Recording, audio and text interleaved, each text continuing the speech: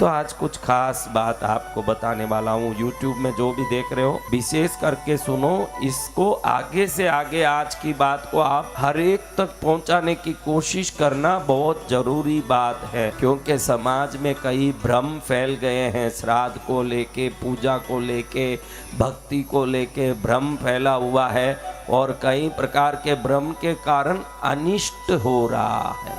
क्या हो रहा है?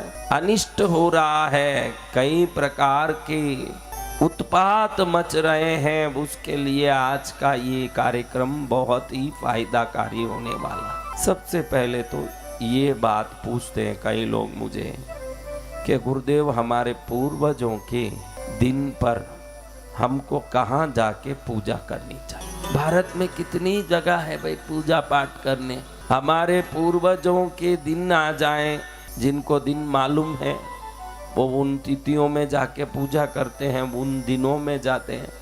नहीं जिनको पता हो वो इन महालय पक्ष में ये 15 दिन जो हैं, इसमें अमावस के दिन, एकादशी के दिन जाके करते हैं। लेकिन कहाँ करना चाहिए? आप बताइए, कहाँ करना चाहिए? पूर्वजों का श्राद्ध कहाँ करना चाहिए? बताओ, कहाँ करना चाहिए? आज आपको एक बात बताता हूँ, इसको अच्छे से समझ लीजिए। इसलिए ये जरूरी है, आज सब सुनना इसलिए जरूरी है कि आप समझ लोगे तो ही आगे से व्यवस्थित रहोगे।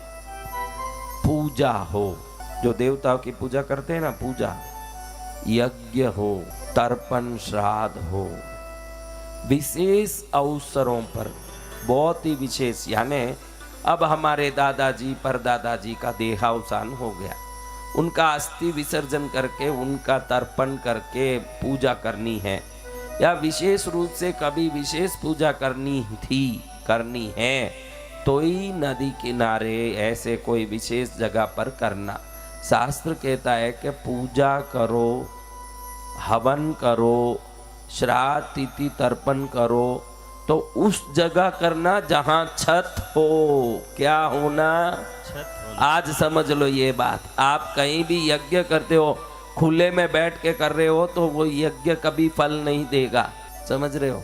खुले में बैठ के पूजा कर रहे हो, कई लोग कहीं भी खुले में जाके उधर बैठ के पूजा करने लगते हो, गंगा किनारे, नदी किनारे। विशेष अवसर पर कभी करो तो उसमें शास्त्र सम्मति है, लेकिन बाकी छत के नीचे ही करना चाहिए। आज ये अच्छे से जान लो कि आपका श्राद्ध, तर्पण, तिथि, पूजा छत के नीचे होना है। तो धर्म क्या कहना चाहता है? तू इन सबको तेरे घर में कर, ये कहना चाहता है। आप सोचते हो कि मैं उधर जाके ऐसे कर लूँगा, इधर जाके वैसे कर लूँगा, त्रिवेणी संगम में कर लूँगा, गया के किनारे कर लूँगा, फलानी जगह कर लूँगा। हमारा शास्त्र कहता है तू बाहर जाके कहीं करेगा। उस समय बच्चों का स्कूल कॉलेज होगा, उस समय किसी को कोई काम होगा, इसलिए तू अकेला अपनी पत्नी के साथ जाके करेगा। उस समय बच्चे साथ नहीं होने से उनको उन क्रियाओं का समझ नहीं होगा, इसलिए भविष्य में वो बच्चे उस क्रिया को ना भी करें, ऐसा भी हो सकता है। और अगर तू घर में करता है तो परिवार वालों को भले उस समय वो ना भी रहे, शाम को घर लौट के आएंगे तो वो पूजा किया हुआ स्थान देखेंगे कि अभी यहाँ फल रखा, मिठाई रखा, दिया धूप किया हुआ है, तो उनको मालूम पड़ जाएगा कि मेरे पिता मेरे पूर्वजों की सेवा सम्मान करते हैं। उनको ये बात मालूम पड़ जाएगा, और जिस समय मालूम पड़ जाएगा वो भी उस क्रिया को करने लगेंगे। क्या करेंगे?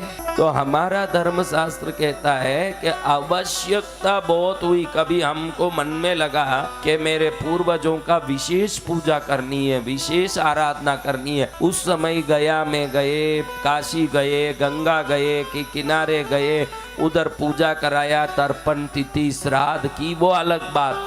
लेकिन जब मासिक दिन आए, हर महीना अपने पूर्वजों को याद करके अपने घर में ही उनकी सेवा करें। हर वर्ष का जब दिन आता है, वार्षिक तिथि जब आती है, घर में ही सेवा करें। और आज से याद रखें, धूप दीप करें, पूजा करें, यज्ञ करें या श्राद्ध तिथि करें। देखो, श्राद्ध, तर्पण तिथि ये सब पितृओं की होती है। पूजा, यज्ञ, आराधना, उपासना ये देवताओं की होती है। दोनों में किसी का भी खुले आकाश में पूजा निषिद्ध है, किसी का भी। उसके लिए क्या चाहिए? भाई इतने बढ़िया गंगा में हम आए तो क्या खुले में नहीं कर सकते थे? ये पंडाल लगाना क्यों जरूरी पड़ गया? अब समझ में आया क्यों जरूरी पड़ा? क्या खुले खुले हवा में बाहर गंगा तट पर बैठ जाते तो कोई मना करते? आपको हाथ पकड़ के पुलिस वाला खींचता?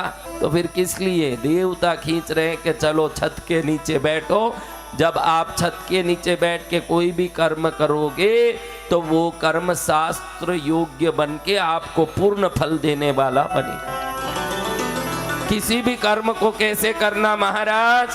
हाँ, कैसे करना, किधर करना? छत के नीचे ही बैठ के करना। वहां जाके गंगा किनारे खड़े हो गए तो ध्यान कर सकते हो, गंगा देवी की पूजा कर सकते हो, लेकिन आपके मनमानी पूजा वहां बैठ के नहीं कर सकते हो। आज ये समझ लो, कोई भी फूल ले जाके वहां बैठ के कुल देवी की न उस देवता के न इस देवता के वहां पूजा नहीं कर सकते। उस गंगा जल में गंगा की पूजा हो सकती है। किनकी पूजा? गंगा में गंगा देवी की पूजा हो सकती है। अन्य कुछ भी करना हो, मंदिर में जाके, घर के स्थान पर जाके या किसी भी छत के नीचे बैठ के ही पूजा करना। नहीं तो गंगा तट पर इतने मंदिर बनाने की जरूरत क्या थी भारतीयों की? भारतवर्ष में देखो ये नदी किनारे कितने मंदिर बने। क्यों नदी किनारे ऐसे ही पूजा कर लेते? मंदिर की क्या जरूरत? उनको मालूम था कि छत के नीचे ही पूजा होती है। कहाँ होती है? छत के नीचे। छत के नीचे ही पूजा। और जो छत के नीचे पूजा होगी वो पूजा फल देने वाली बनेगी। इसलिए यहाँ वहाँ अभी जो अमावस्या आ रही है उस समय यहाँ वहाँ भटकने की कोशिश न करते हुए यथासंभव अपने पूर्वजों को अपने घर में ही श्राद्ध, तिथि, तर्पण, आराधना अपने घर में ही करने का क्रम रखो, ताकि घर में करने से वो घर पूर्वजों का है वो भी प्रसन्न होंगे कि मुझे मेरे घर में ये लोग सम्मान कर रहे हैं। आप भी कोई आए मेहमान, उनको ले जाके कहीं गली में खिलाओ या घर में बैठा के खिलाओ, कहाँ वो प्रसन्न होंगे? कहाँ प्रसन्न होंगे? अगर वो घर में प्रसन्न होंगे तो ये भी घर में ही प्रसन्न होंगे। उनका घर था, अभी तो आपने उन सबको रवाना करके खुद जमा के बैठ गए अड्डा, और फिर उनको रोटी भी बाहर ही खिलाओगे तो वो कैसे प्रसन्न होंगे? पहले वो घर किसका था? बेचारे शरीर छोड़ते ही उनको ले जाके पटक दिया मसान में और हम बैठ के राजा बनने लगे। कम से कम वो जब 15 दिन पितृपक्ष में आ रहे हैं, घर में ही 15 दिन उनकी सेवा करें। किधर करें? घर में ही।